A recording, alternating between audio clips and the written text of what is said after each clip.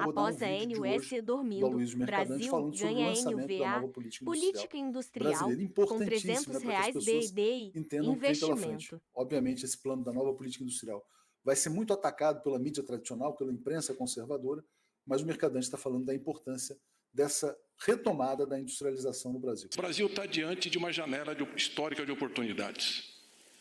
Há um deslocamento das cadeias de valor como semelhante ao que aconteceu depois da Segunda Guerra Mundial, que foi a crise de 2008 e o Covid que desencadearam. E nesse deslocamento, presidente, todos os organismos multilaterais hoje fazem críticas abertas ao chamado consenso de Washington, ao neoliberalismo, à ideia de Estado mínimo, desregulamentação, privatização, mostrando que isso não resolveu, sobretudo, o problema dos países emergentes em desenvolvimento. Não resolveu. Nós éramos o país que mais crescia no mundo durante 40 anos. É só olhar o período desses últimos 40 anos que essas ideias prevaleceram. Nós precisamos fazer um debate franco. Eu quero perguntar a esses que todo dia escrevem dizendo que nós estamos trazendo medidas antigas, me expliquem a China. Me expliquem por que a China é o país que mais cresceu no mundo durante 40 anos e esse ano 5,3%. Me explique a política econômica americana. 1,9 trilhões de dólares. A Mazzucato hoje escreve um artigo, essa grande economista no Brasil, falando que já são 2 trilhões de dólares para a década. Subsídio, incentivo, investimento público, atraindo empresas, inclusive empresas brasileiras que estão indo para lá por esses subsídios, que recebe na frente, em dinheiro do Tesouro. A mesma coisa acontecendo na União Europeia.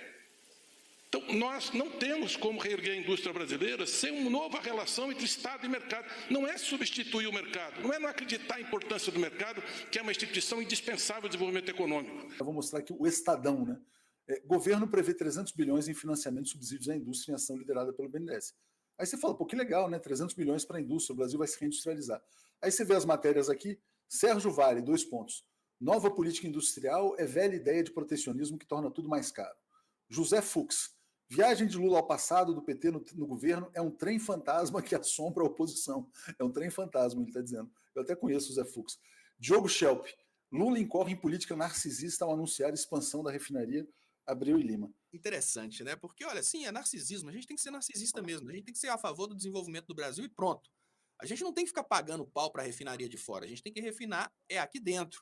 E nós temos que ser um trem fantasma para a oposição. É isso. Os liberais têm que olhar para a gente, têm que falar, olha, a esquerda está colocando a indústria para funcionar e a gente não vai ter como meter o pau depois, porque a oposição falava que a gente ia fechar a igreja, que ia virar Venezuela em 1 ano, não virou Venezuela, está desenvolvendo e realmente é um trem fantasma. Agora, dizer que é uma velha política também não me assusta em absolutamente nada, porque a nova política é o que a gente tem na Argentina agora. Então, o que eles estão falando aí, eles estão tentando dar uma interpretação muito errada ao que dá certo, porque a velha política que o Brasil está implementando agora é a velha política que foi implementada na Europa inteira após a crise de 2008. A velha política que o Brasil está implementando agora é a política que os Estados Unidos implementam através do financiamento das estruturas de base deles, entre elas, por exemplo, a indústria de armas, que todas as vezes que os Estados Unidos precisam financiar qualquer política keynesiana lá nos Estados Unidos, eles inventam uma guerra,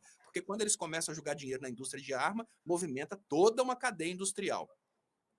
O problema todo é que a imprensa, ela entende muito pouco de economia, e como ela entende muito pouco de economia... Ou até entende, né, na verdade, Léo? Talvez entenda e seja contra o desenvolvimento do Brasil por entender de economia, por achar que o Brasil não pode se desenvolver, ou trabalhar para outros interesses, né? Vamos proteger um setor brasileiro que tem o potencial de crescer e se tornar competitivo mundialmente, né, que são os bens complexos que vão tornar o Brasil um país realmente desenvolvido.